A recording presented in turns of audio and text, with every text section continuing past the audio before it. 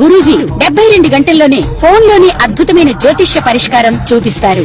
నమ్మండి, నమ్మకపోండి, ఇది నిజం. శ్మశాన కాళి రుద్ర చౌడీదేవి ఆరాధకులు నంబర్ 1 వశీకరణ స్పెషలిస్ట్.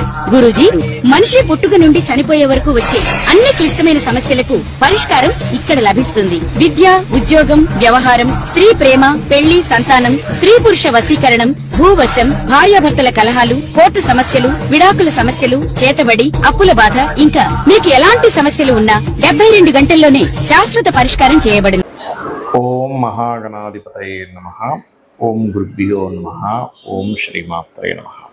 మనం ఈరోజు జూలై మాసంలో గ్రహస్థితి ఎలా ఉంది, మరియు జూలై మాసంలో ప్రతి లగ్నము వారికి, మేషం నుంచి మీనం వరకు లగ్నం వారికి, లేదా రాశి తెలిస్తే రాశిని చూసుకోవచ్చు. ఎందుకంటే రాశి కంటే లగ్నం ఎక్కువగా పనిచేస్తూ ఉంటుంది, కానీ ఏలినాడు శని ఇట్లాంటి వాటికి రాశి నుంచి చూసుకోవాలి. రైట్. ఇక జూలై మాసంలో అసలు గ్రహస్థితి ఎలా ఉంది అని చూసుకున్నట్లయితే మనకి మీన రాశిలో శని, వృషభంలో శుక్రుడు, మిథునంలో రవి గురువులు కలిసి ఉంటూ 15వ తేదీ నుంచి ఆ యొక్క రవి కర్కాటకంలోకి మారుతున్నాడు. అదేవిధంగా బుధుడు కూడా మనకి కర్కాటకంలో ఉన్నాడు. కాకపోతే ఇక్కడ ఈ శుక్రుడు మాత్రం వృషభ రాశిలో 26వ తేదీ వరకు ఉంటాడు, దాని తర్వాత మారిపోతాడు. ఇక కుజుడు కేతువు కలిసి సింహరాశిలో ఉంటూ 28వ తేదీ వరకు సింహరాశిలో ఉంటున్నారు. కుంభరాశిలో రాహు యొక్క సంచారం, ఇక చంద్రుడు 2.5 రోజులకు ఒకసారి మారుతూనే ఉంటాడు. ఈ యొక్క గ్రహస్థితిని అనుసరించి ద్వాదశ రాశుల వారికి లేదా లగ్నం తెలిస్తే లగ్నాల వారికి ఏ విధంగా ఉండబోతుంది అనేటువంటి విషయాలను ఇప్పుడు మనం తెలుసుకుందాం. అయితే ఈ విషయాలు చెప్తుంది నేనైనప్పటికీ కూడా చెప్పిస్తుంది సాక్షాత్ లలిత అమ్మవారిగా భావిస్తూ ఒక్కొక్క లగ్నం గురించి తెలుసుకుందాం. ముందుగా మేష లగ్నము, లగ్నం తెలియని వారు రాశిని చూసుకోవచ్చు. మీకు కనుక చూసుకున్నట్లయితే కాస్త ఈ నెలంతా కూడా మీరు మీ యొక్క లగ్నాధిపతి 5వ స్థానంలో ఉన్నాడు కాబట్టి నిర్ణయాలు, ప్రేమ వ్యవహారాలు, షేర్ మార్కెటింగ్ రిలేటెడ్ సంబంధించిన విషయాల్లోని, రాజకీయ సంబంధించిన విషయాల్లో కాస్త జాగ్రత్తగా ఉండాలి. ఇక ధనస్థానాధిపతి ధనస్థానంలో ఉన్నందుకు, శుక్రుడు ఓన్ హౌస్లో ఉన్నందుకు ఫైనాన్షియల్గా చాలా బాగుంటుంది. మరియు దీంతో పాటు మీకు కాస్త విదేశీ ధనయోగం ఉంది. అదేవిధంగా చేసే ప్రయత్నాలు, మీ మాట్లాడే మాటకు ఒక వాల్యూ అనేటువంటిది కూడా ఉంటుంది. రవి గురువులు ఇద్దరు కూడా 3లో ఉన్నది. కాకపోతే ఈ మూడో స్థానంలో ఉండేటువంటి రవి గురువుల్లో గురువు అస్తంగత్వ దోషంలో ఉన్నాడు. అంటే ఏమిటి? తండ్రి గారి ఆస్తికి సంబంధించినటువంటి కారకుడైన గురువు కంబస్ట్ అయినందుకు కాస్త ఇక్కడ ఏంటంటే ఈ తండ్రి గారి ఆస్తి విషయంలో, తండ్రి గారి విషయం కొంత జాగ్రత్త వహించాలి. అలాగే మరొక విషయం ఏంటంటే ఇక్కడ 4వ స్థానంలో బుధగ్రహం ఏదైతే ఉందో, బుధుడు 4వ స్థానంలో ఉన్నందుకు కాస్త ఏదైనా కొత్తగా ఏదైనా బిజినెస్ రిలేటెడ్ సంబంధించిన ప్లాన్ చేయడము, ఏదైనా కొత్త కోర్స్ చేయాలనుకోవడం ఇటువంటివి జరుగుతాయి. కాకపోతే ఏదేమైనప్పటికీ కూడా కొత్త స్నేహితులు, ఇటువంటి విషయాల పట్ల కాస్త జాగ్రత్తగా ఉండండి. హోమ్ లోన్స్ లభిస్తాయి 4వ స్థానంలో బుధుడు ఉన్నందుకు. కాకపోతే కుటుంబ సభ్యుల్లోనే ఎవరైనా సరే వివాహ సంబంధించిన విషయంలో కుదరడము, కాకపోతే యాన్సిస్టర్స్ ప్రాపర్టీస్, పూర్వీకుల ఆస్తులకు సంబంధించిన విషయంలో కొద్దిగా జాగ్రత్తగా ఉండండి.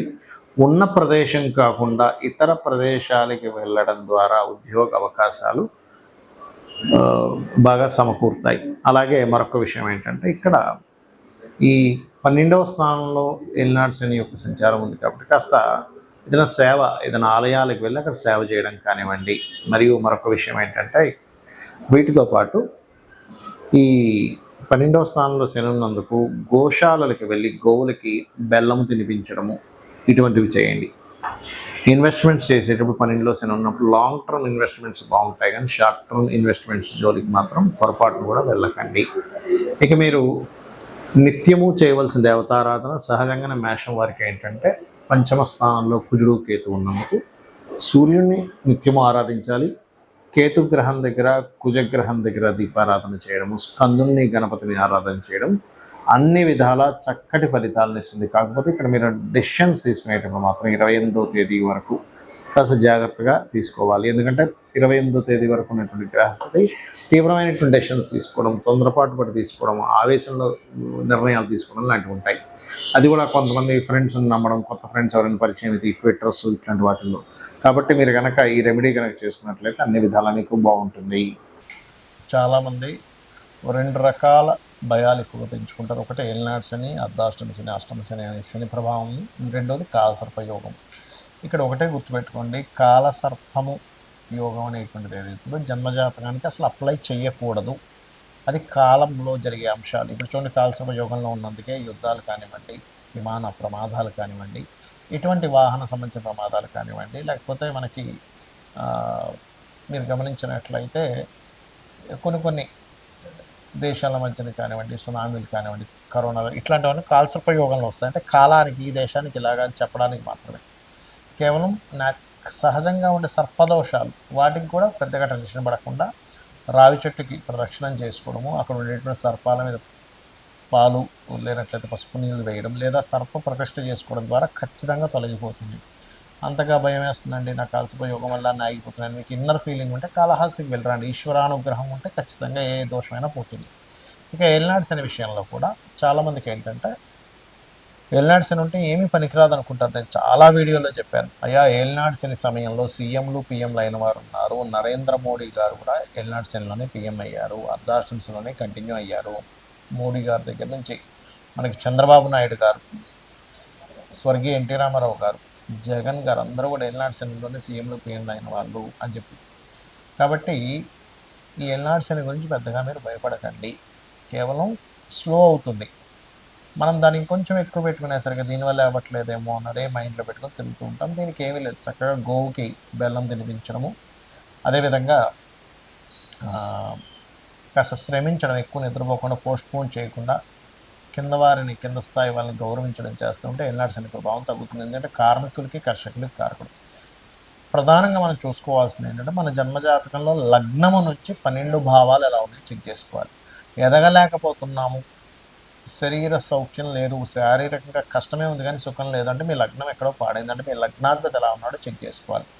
ధనం రావట్లేదండి, ఎంత ప్రయత్నించినా ధనం విషయంలో చాలా ఇబ్బందిగా ఉంది అనుకునేప్పుడు మీ ధనాధిపతి ఎలా ఉన్నాడో చూడాలి.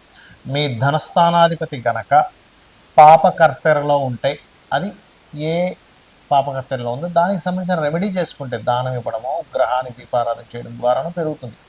లేదా ఇంట్లో ఒక్కోసారి ఉత్తర భాగంలో దోషం ఉన్నా సరే ధనహీనత వస్తుంది. అంటే ఉత్తరంలో కంప్లీట్గా వైట్ కలర్. నేను చాలా ఇల్లు వాస్తు చూసినప్పుడు వాళ్ళకి ఉత్తరంలో రెడ్, ఎల్లో కలర్స్ ఉండడం, లేదా ఉత్తరంలో బాత్రూమ్స్ ఉండడం వల్ల కూడా వాళ్ళకి దోషాలు ఏర్పడ్డాయి. అది మార్చినప్పుడు వాళ్ళకి అక్కడి నుంచి మళ్ళీ ధనం రావడం జరిగింది వాళ్ళ ఇళ్లలో. అలాగే మరొక విషయం ఏంటంటే, ఇక్కడ మీకు సిబ్లింగ్స్తో పడదు కొంతమందికి, ఎందుకు 3వ స్థానం పాడైంది. సో ఎవరితో ఏ బంధువర్గం ఉందో వాళ్ళతో పడదు, దానికి సంబంధించిన విషయంలో కొంచెం జాగ్రత్తగా ఉండడం, వాళ్ళతో కాస్త మీద చూసుకోవడం చూసుకుంటున్నారు. అదేవిధంగా కొంతమంది ఫలానా చదువుతున్నామండి కానీ నాకు ఎందుకు ఆ చదువు కలిసి రాలేదంటారు. అంటే ఏమిటి, మీ ధనాధిపతి వేటి మూలంగా దానికి సంబంధించి చదవడం మంచిది. అంటే మీకు రవితో ఉన్నాడు, అప్పుడు ఏంటి, మీరు మెడికల్ రంగాలు, చంద్రుడితో ఉన్నాడు ఫుడ్ రిలేటెడ్ లేదా ట్రాన్స్పోర్టింగ్ రిలేటెడ్, గురువుతో ఉన్నాడు టీచింగ్, బుధుడితో ఉన్నాడు బిజినెస్ మార్కెటింగ్, ఇట్లా ఒక్కొక్కటి. శుక్రుడితో ఉన్నాడు అందానికి సంబంధించిన, రాహుకేతువులతో ఉన్నాడు ఫార్మా లేకపోతే ఫ్యాషన్, మన ఈ యొక్క సాఫ్ట్వేర్ రిలేటెడ్ సంబంధించినటువంటి, ఇట్లా ఒక్కొక్క గ్రహం దేంతో కలిసి ఉన్నాడు, శాటన్తో ఉన్నాడు, ఆయిల్స్ లేకపోతే పురాతన సంబంధించి ఇట్లాంటివన్నీ కూడా. అలా ఏంటంటే అసలు మనకి ఎప్పుడు సరైనటువంటి యోగం ఉంది, ఇన్వెస్ట్మెంట్ చేయడానికి సరైన సమయం ఏమిటి అనేది ఆస్ట్రాలజీలో తెలుస్తుంది. చాలామంది ఇన్వెస్ట్మెంట్ రాంగ్ టైంలో ఇన్వెస్ట్మెంట్ చేసి ఇబ్బంది పడ్డ వాళ్ళని చాలామంది చూశారు. రైట్ టైం ఇన్వెస్ట్మెంట్ చేయించిన తర్వాత వాళ్ళు అద్భుతంగా వెళ్ళిన స్టేజెస్ నేను చాలా చూశాను. కాబట్టి ఏంటి, ఇన్వెస్ట్మెంట్ ఎప్పుడు చూడాలి, ఇన్వెస్ట్మెంట్ ఎప్పుడు చేయాలి. రాంగ్ టైం ఇన్వెస్ట్మెంట్, రాంగ్ టైంలో మ్యారేజ్ చేసుకోవడం వల్ల కూడా ఇబ్బంది వస్తూ ఉంటుంది. రాంగ్ టైంలో మనము గృహ నిర్మాణం ప్రారంభిస్తాం, అది ఆ సంవత్సరం కరెక్ట్ కాదు, అలాంటి నెక్స్ట్ ఇయర్ చేసుకోవడం, లేదా ఒక 3 నెలల తర్వాత ఉంటుంది. అలా ప్రతిదీ కూడా ఇన్వెస్ట్మెంట్ దగ్గర నుంచి, విదేశాలు వెళ్ళడం దగ్గర నుంచి, గృహ నిర్మాణం దగ్గర నుంచి, అదేవిధంగా వివాహం చేసుకోవడం దగ్గర నుంచి అన్నీ కూడా మన జ్యోతిష్ శాస్త్రంలో ఫలానా టైం ఈజ్ పర్ఫెక్ట్, మహాదశ అంతర్దశ కరెక్ట్గా యోగిస్తుంది ఇక్కడ, లేదా గోచారం యోగిస్తుంది. ఈ రెండిట్లో ఏది యోగించకపోయినా ఆ టైంలో మనం ఆ యొక్క శుభకార్యాలు కానీ, మనకి లైఫ్లో పనికొచ్చేటువంటిది కానీ, లాభం వచ్చేటువంటిది చేయడం వల్ల ఎటువంటి లాభము ఉండదు, గుర్తుపెట్టుకోండి. ఇక మీరు చేయవలసినటువంటి దేవతా ఆరాధన ఏమిటి అని చెప్పి చూసుకున్నట్లయితే, ముఖ్యంగా మీరు చేయవలసినటువంటి దేవతారాధన, ఎవరైనా సరే మీ పంచమాధిపతి మీకు రుణ రోగ శత్రుత్వాలను తగ్గిస్తుంది పంచమాధిపతి ఆరాధన చేసినట్లయితే. లేదు రోజు ఉదయం సాయంత్రం లలితా అమ్మవారిని నమ్ముకోండి, లలితా సహస్రనామాలు లేదా మీ ఇష్టదైవాన్ని ఎవరినైనా సరే ఉదయం సాయంత్రం పూజ చేయండి. ఖచ్చితంగా మీకు ఎటువంటి గ్రహస్థితి ఉన్నా, ఆ గ్రహస్థితి కూడా మనం పూర్వజన్మల్లో చేసుకున్న కర్మ వల్ల వస్తుంది కాబట్టి ఎటువంటి గ్రహస్థితి ఉన్నా సరే ఆ అమ్మవారు తొలగిస్తుంది, మీకు ఆనందదాయకమైనటువంటి జీవితాన్ని అందిస్తుంది, అందించాలని మనస్ఫూర్తి కోరుకుంటూ శ్రీమాత్రే నమః.